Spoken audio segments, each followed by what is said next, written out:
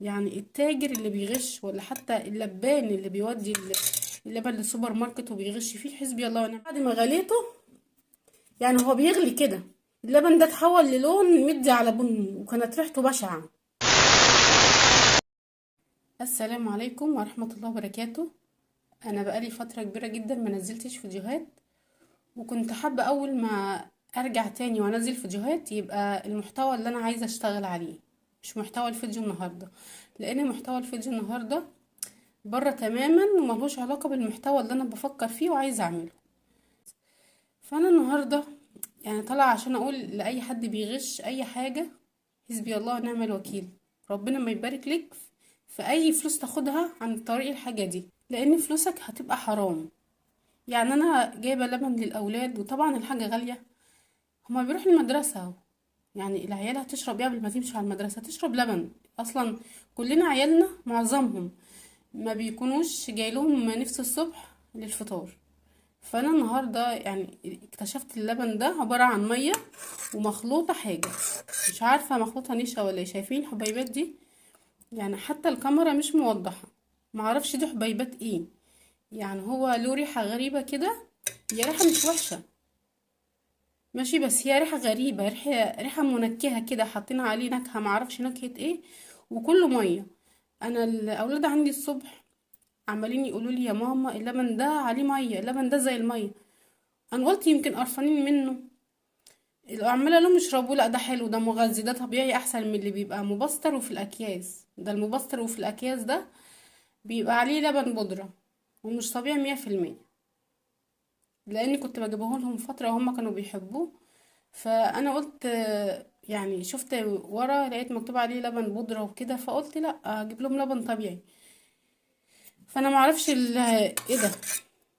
ده عبارة عن مية، حتى الكاميرا مش موضحاه. انا حتى جيت ادوقه بعد ما هما مشوا بشوية، والله لقيت طعمه وحش، والله ما قدرت اكمل. يعني هو واحد، ورحت ايه، ورحت كبه الكوباية تاني. ربنا يسامحني بقى، كبتها في الحوض.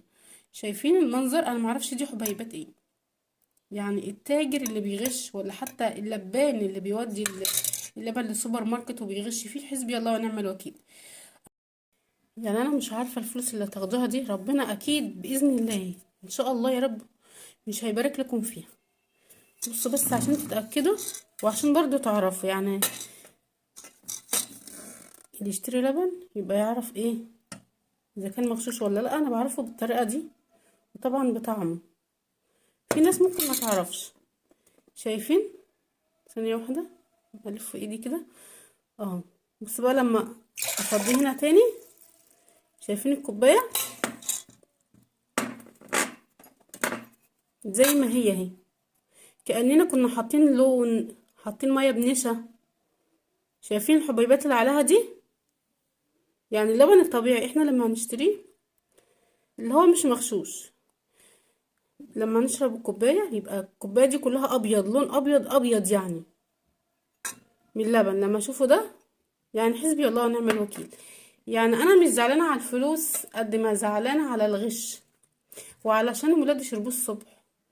يعني نصيحة مني، يعني لما تعملوا حاجة لولادكم او تشتروا لهم حاجة، لو ابنك او بنتك قالوا لك يا ماما طعمها متغير ده مش حلو، لا لازم تدوقها الاول. فحسبي الله ونعم الوكيل. وبعدين سيدنا محمد عليه الصلاة والسلام بيقول من غشنا فليس منا، يعني مش من المسلمين. انت بتغش ليه؟ عشان الفلوس. الفلوس هتنفعك في ايه لما تضر بني ادمين؟ لما تضر بني ادمين. يعني انا حابه دول هكبهم، وربنا يستر بقى على اللي ولادي شربوه واللي الناس التانية اشتروه. معرفش دي بقى يعني غش من السوبر ماركت نفسه ولا من لبان. فايا كان حسبي الله ونعم الوكيل في اللي يغش اي حاجه، لبن بقى او اي بضاعه تانية. معلش يا جماعة، أنا ما كنتش حابة أطلع أتكلم يعني بعد الغيبة الطويلة دي، يعني في حاجة زي كده. بس أنا قلت أنبه الناس برضو وأعرفهم.